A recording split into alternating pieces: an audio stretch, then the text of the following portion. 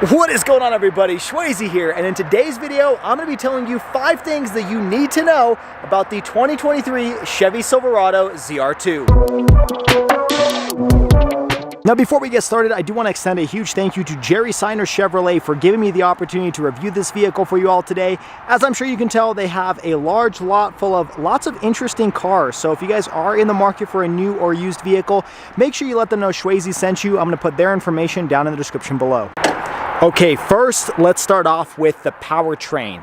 Now, this thing comes with a 6.2 liter pushrod small block V8 that produces 420 horsepower and 460 pound-feet of torque. That's the only engine you can get with the ZR2. Now, that power is mated to a 10-speed automatic transmission, and of course, this comes with all-wheel drive using a transfer case. Now, this engine does propel this vehicle 0 to 60 in just around 5.7 seconds. And if you're curious about fuel economy, well, it's better not to ask. It's 14 in the city and 17 on the highway. Now, the second thing you should know about this vehicle is the off-road capabilities.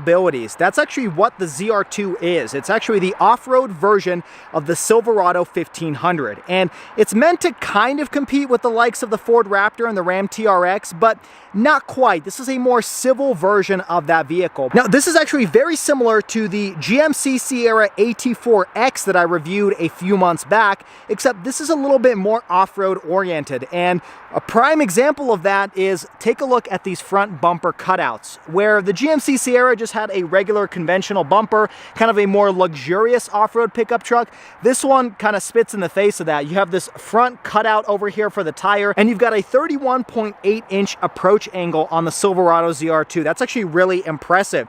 Speaking of this area, let's talk about the tires. You've actually got 33-inch tires wrapped around 18-inch wheels, and these are the Goodyear Wrangler Territory MT tires. These are actually almost identical to the ones I have on my Ford Bronco, and they are incredibly capable. I actually love these tires. Now, in case you're wondering where this sits in the Silverado lineup, this is pretty much the Mac Daddy. It's one trim level above the Trail Boss, which is already a very capable off-road pickup truck, but this just takes it to the next level. You do have this side step over here, and it's really sturdy. It's nice metal. It's got like a truck bed liner to it, so you're definitely going to know it can scrape some rocks and be just fine. And coming to the back, your departure angle isn't bad either, around 23 degrees, but definitely not as good as your approach angle. Now, this vehicle sits about 2 inches higher than the regular Silverado, and you've got about 11.2 inches of ground clearance, which is pretty capable. Not the same as like a Wrangler or a Bronco, but pretty close to it, and much better than the regular Silverado. Now, coming to the back, I should mention you do have skid plates located underneath the vehicle to protect some of the vital components, and your rear axle ratio is 3.23. The other thing to mention back here, your exhaust pipes are actually tucked away into the bumper to kind of give you a better departure angle so you don't scrape those as you're leaving a large rock. Now, one thing to mention about this vehicle that's really a competitive advantage compared to the Ford Raptor and the Ram TRX is this vehicle comes with a front and rear locker. So you actually have greater rock crawling capabilities in this thing compared to the Ford Raptor, which is better for dunes and kind of some sandy off-roading, because you do have lockers, which I'll show you how to activate on the interior. Pretty impressive that GMC and Chevy both throw that into their off-road versions. Now, similar to the Sierra and the Chevy Colorado ZR2 I recently reviewed, the main selling point of this ZR2 is these Multimatic DSSV dampers. Now, these are absolutely incredible, especially in the GMC Sierra that I reviewed. These things make the best on-road comfort and ride quality, especially out of the fact that this is leaf springs in the back. This thing rides like you would expect a Cadillac or a Mercedes on road. But when you take these off-road, they are incredibly smooth. I mean, washboard roads don't really mean anything in this type of vehicle because it just glides over surfaces. I mean, these things make a ton of different decisions as you're driving down the road and actively vary the amount of dampening at each wheel to give you the utmost on-road and off-road performance. I really can't speak enough about these Multimatic shocks because they're better than the Bilsteins that I have on my 2021 Ford Bronco. Now, even though looks don't really make a difference when you're off-roading, this thing does look like an off-road. Or you've got this mean front grille with this running light. You've even got the Chevy bow tie that allows for greater airflow into the radiator. I mean, this thing does look like an off-road vehicle with the tow hooks up front. Definitely aggressive. But the other thing that Chevy added is the technology. You do have trail control here, which is pretty much an off-road cruise control, and you have hill descent control. So as you're going downhill, this thing will maintain the same speed, making it a lot easier to off-road. I mean, there's so many goodies in here that make it just so much simpler to do off-roading than the vehicles of 20 years ago. Now let's talk about the third thing you should know about this vehicle, which is its truck capabilities. Because at the end of the day, this is a truck. You want to use it as such. That's why you're not buying a Wrangler or a Bronco. Well, this one only comes in one configuration. You've got this 4-door crew cab with a 5-foot 10-inch bed. And it's actually a decent sized bed. This isn't the long bed by any means, but this is almost like a mid-sized bed range. And I think it's enough for a vehicle of this size. You don't really want anything longer because then that compromises off-road capability. Towing is also a major advantage of this over the Raptor or the TRX, and that is because this thing can actually tow up to 8,900 pounds. Payload is actually also pretty decent. This one particular, with the spec that it has, is 1,335 pounds. Now, for the fourth thing you should know about this vehicle is the technology, because it's actually pretty advanced. First off, we're just going to give you a quick overview of the interior. You do have some nice use of material over here on the top of the door panel. Some nice contrast leather with some contrast yellow stitching. Looks really nice. Pretty typical plastic door panel over here, but you do have a nice Bose speaker grille. Overall, a very truck-like interior, but also on the premium end. Not as nice as the GMC Sierra, but not bad by any means. You do have leather surfaces over here. This is a better interior than the Colorado ZR2 I recently reviewed. Starting off with the interior, this is going to be a very familiar place. You've got your Chevy steering wheel, which looks pretty nice. You do have a heated steering wheel on here. On the left-hand side, you've got your cruise control. On the right-hand side, you have your menu buttons for this large 12.3-inch instrument gauge cluster display. I really like this display. You've got cool graphics over here on the right-hand side with your different driving modes. On the left-hand side, your speedometer, and then your typical menu buttons over here in the middle that you can cycle through depending on what you click on the steering wheel. Lots of functionality there. Over here on the left-hand side, you just have your head-up display information, and then your brightness for the display. You've got your 4 high, 4 low, 4 auto over here, and then your headlight controls, then your electronic parking brake, and then over here is your large 13.4-inch display. And this thing is really cool because not only is it really simple to use, I mean, pushing the button, this thing will cycle through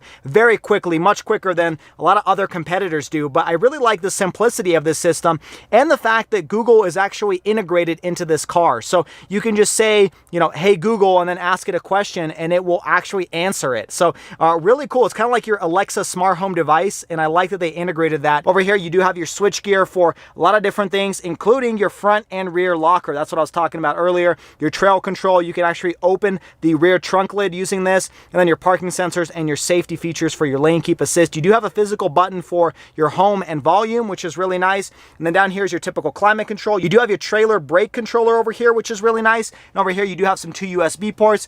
Further down here, you just have a compartment. You've got your shifter with 2 cup holders, a little bit more of a compartment over here, and then over here is your wireless charging pad. This vehicle does have wireless charging, heated and ventilated front seats, and you've got a rear camera mirror as well. So lots of technology and amenities on the interior. You also have a sunroof over here. Now, unfortunately, you cannot get a panoramic sunroof, which I think is disappointing because both the F-150 and the TRX offer a panoramic sunroof. Another really amazing piece of technology is by pushing this camera button, you can activate your 360-degree camera, and that is a very high resolution camera on the Silverado. I mean, really impressive. Tons of different camera angles. I mean, so much functionality here. Even camera angles you didn't even think you needed. It has that. You also do have a head-up display, which I kind of teased at earlier. It's kind of hard to see over here on the screen, but it is a 15-inch head-up display. And another thing to mention on this infotainment screen is you do get wireless Apple CarPlay and wireless Android Auto. So Silverado really comes packed with every single modern feature that you could ask for in terms of technology. Now, the fifth and final thing you should know about the Silverado ZR2 is the amenities. I've already mentioned the heated and ventilated front seats, the heated steering wheel, but you also get a lot of safety features. You've got adaptive cruise control. You've of course got blind spot monitoring, lane keep assist that I showed off earlier. Unfortunately, you cannot get Chevy Super Cruise on the ZR2 just yet, but more amenities in the second row in regards to storage. You've got this clever storage compartment over here behind the seats themselves. You can lift this little compartment up, and then opening up the second row, you do have a storage compartment underneath the seats as well. You got heated seats in the second row. That is a pretty clever amenity. You've got 2 vents back here and 2 USB ports. Unfortunately, I don't see any form of household power adapter in the second row, but nonetheless, you got lots of amenities even for your second row passenger. And in case you're wondering about cup holders, you've actually got 1, 2 over here, 2 more in the other door pocket. That's 4,